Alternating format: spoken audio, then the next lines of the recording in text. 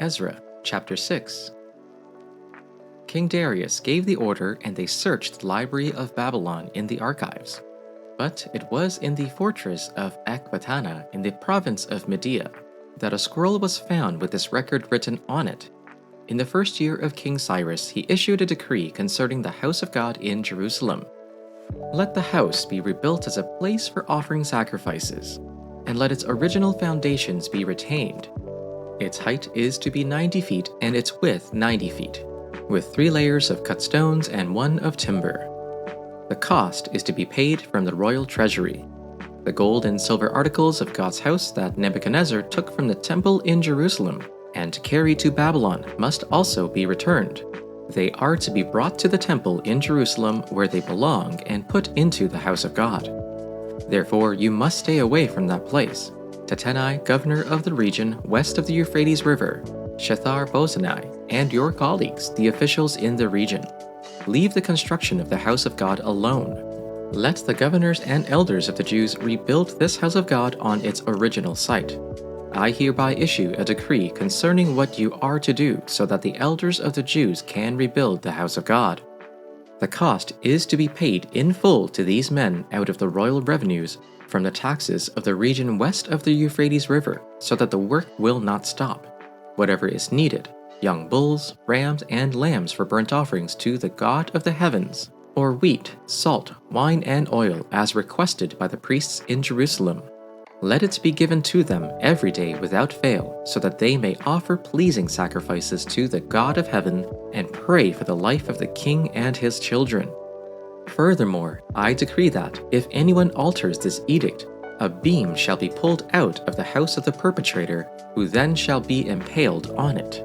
The house shall be made a dunghill.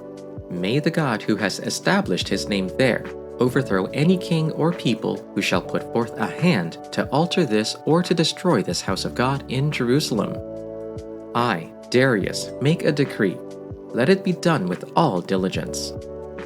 Then, according to the word sent by King Darius, Tattenai, the governor of the province beyond the river, Shethar-Bozenai, and their associates did with all diligence what King Darius had ordered. So the elders of the Jews built and prospered through the prophesying of the prophet Haggai and Zechariah, son of Iddo. They finished their building by command of the God of Israel and by decree of Cyrus, Darius, and King Artaxerxes of Persia. And this house was finished on the 3rd day of the month of Adar, in the 6th year of the reign of King Darius. The people of Israel, the priests and the Levites, and the rest of the returned exiles celebrated the dedication of this house of God with joy. They offered at the dedication of this house of God 100 bulls, 200 rams, 400 lambs, and as a sin offering for all Israel, 12 male goats according to the number of the tribes of Israel. Then they set the priests in their divisions and the Levites in their courses for the service of God at Jerusalem, as it is written in the book of Moses. On the 14th day of the 1st month, the exiles celebrated the Passover. The priests and Levites had purified themselves and were all ceremonially clean. The Levites slaughtered the Passover lamb for all the exiles, for their relatives, the priests, and for themselves. So the Israelites who had returned from the exile ate it, together with all who had separated themselves from the unclean practices of their Gentile neighbors, in order to seek the Lord, the God of Israel. For 7 days they celebrated with joy the festival of unleavened bread, because the Lord had filled them with joy by changing the attitude of the king of Assyria, so that he assisted them in the work on the house of God, the God of Israel. Ezra Chapter 7. After these events, during the reign of King Artaxerxes of Persia, Ezra, Seraiah's son, Azariah's son, Hilkiah's son, Shallum's son, Zadok's son, Attihub's son, Amariah's son, Azariah's son, Merioth's son, Zerahiah's son, Uzziah's son, Bukai's son, Abishua's son, Phinehas's son, Eleazar's son, the chief priest Aaron's son, came up from Babylon. He was a scribe skilled in the law of Moses, which the Lord, the God of Israel, had given. The king had granted him everything he requested because the hand of the Lord, his God, was on him. Some of the Israelites, priests, Levites, singers, gatekeepers, and temple servants accompanied him to Jerusalem in the 7th year of King Artaxerxes. Ezra came to Jerusalem in the 5th month during the 7th year of the king. He began the journey from Babylon on the 1st day of the 1st month and arrived in Jerusalem on the 1st day of the 5th month, since the gracious hand of his God was on him. Now, Ezra had determined in his heart to study the law of the Lord, obey it, and teach its statutes and ordinances in Israel. This is the text of the letter King Artaxerxes gave to Ezra, the priest and scribe, an expert in matters of the Lord's commands and statutes for Israel. Artaxerxes, King of Kings, to the priest Ezra, the scribe of the law of the God of heaven. Peace. And now I decree that any of the people of Israel or their priests or Levites in my kingdom who freely offers to go to Jerusalem may go with you. For you are sent by the king and his 7 counselors to make inquiries about Judah and Jerusalem according to the law of your God, which is in your hand, and also to convey the silver and gold that the king and his counselors have freely offered to the God of Israel, whose dwelling is in Jerusalem, with all the silver and gold that you shall find in the whole province of Babylonia, and with the freewill offerings of the people and the priests, given willingly for the house of their God in Jerusalem. With this money, then, you shall with all diligence buy bulls, rams, and lambs, and their grain offerings and their drink offerings, and you shall offer them on the altar of the house of your God in Jerusalem. Whatever seems good to you and your colleagues to do with the rest of the silver and gold, you may do, according to the will of your God. The vessels that have been given you for the service of the house of your God you shall deliver before the God of Jerusalem, and whatever else is required for the house of your God that you are responsible for providing, you may provide out of the king's treasury. I, King Artaxerxes, decree to all the treasurers in the province beyond the river, whatever the priest Ezra, the scribe of the law of the God of heaven, requires of you, let it be done with all diligence, up to 100 talents of silver, 100 cores of wheat, 100 baths of wine, 100 baths of oil, and unlimited salt.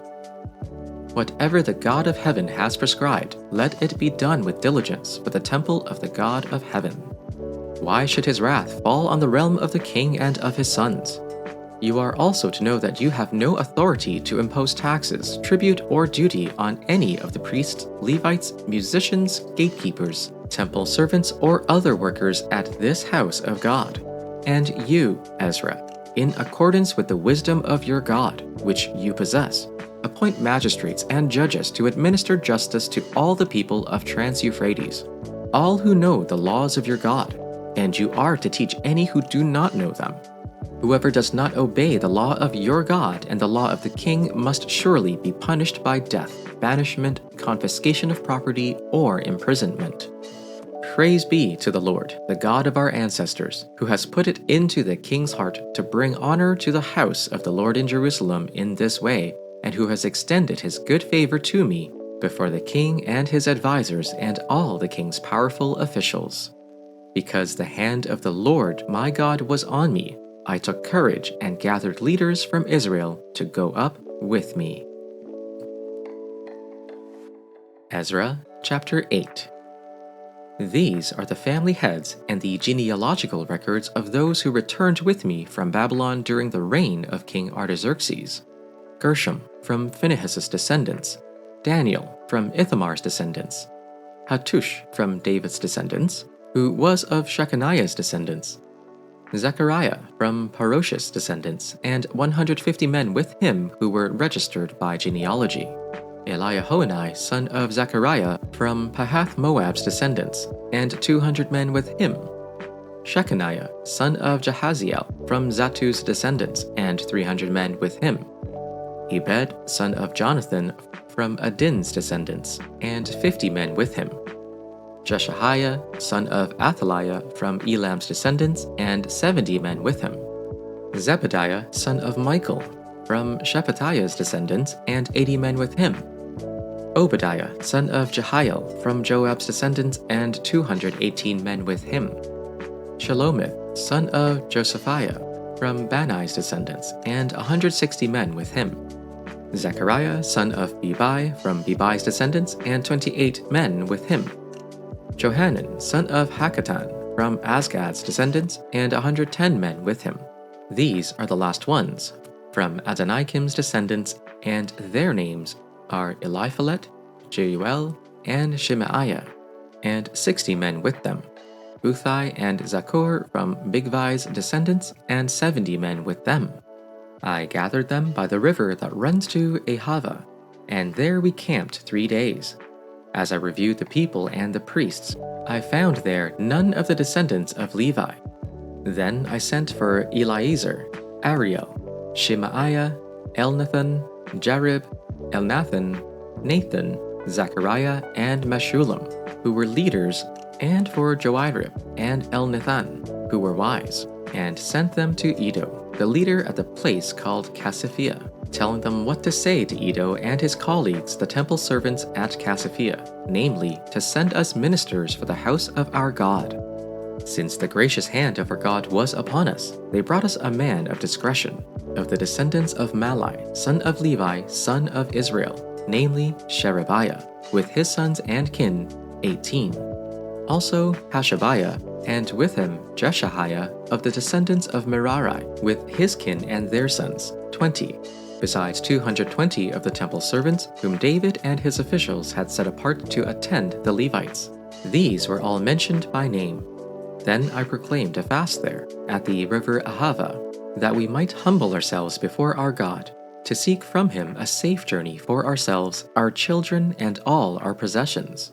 For I was ashamed to ask for the king for a band of soldiers and cavalry to protect us against the enemy on our way, since we had told the king that the hand of our God is gracious to all who seek him, but his power and his wrath are against all who forsake him. So we fasted and petitioned our God for this, and he listened to our entreaty. Then I set apart 12 of the leading priests, Sherebiah, Hashabiah, and 10 of their kin with them. And I weighed out to them the silver and the gold and the vessels, the offering for the house of our God that the king, his counselors, his lords, and all Israel their present had offered. I weighed out into their hand 650 talents of silver, and 100 silver vessels worth 100 talents, and 100 talents of gold, 20 gold bowls worth 1,000 derricks, and 2 vessels of fine polished bronze as precious as gold. And I said to them, You are holy to the Lord, and the vessels are holy, and the silver and the gold are a freewill offering to the Lord, the God of your ancestors. Guard them carefully until you weigh them out in the chambers of the house of the Lord in Jerusalem, before the leading priests and the Levites and the family heads of Israel. Then the priests and Levites received the silver and gold and sacred articles that had been weighed out to be taken to the house of our God in Jerusalem. On the 20th day of the first month, we set out from the Ahava Canal to go to Jerusalem. The hand of our God was on us, and he protected us from enemies and bandits along the way. So we arrived in Jerusalem, where we rested 3 days. On the 4th day, in the house of our God, we weighed out the silver and gold and the sacred articles into the hands of Meremoth, son of Uriah, the priest. Eleazar, son of Phinehas, was with him, and so were the Levites Jozabad, son of Jeshua, and Noadiah, son of Binnui. Everything was accounted for by number and weight, and the entire weight was recorded at that time.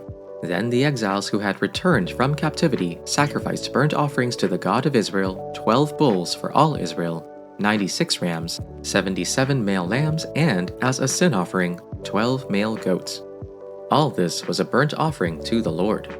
They also delivered the king's orders to the royal satraps and to the governors of Trans-Euphrates, who then gave assistance to the people and to the house of God. John Chapter 21. After this, Jesus revealed himself again to his disciples by the Sea of Tiberias. He revealed himself in this way. Simon Peter, Thomas, called Twin, Nathanael from Cana of Galilee, Zebedee's sons, and 2 others of his disciples were there. I'm going fishing, Simon Peter said to them. We're coming with you, they told him. They went out and got into the boat, but that night they caught nothing.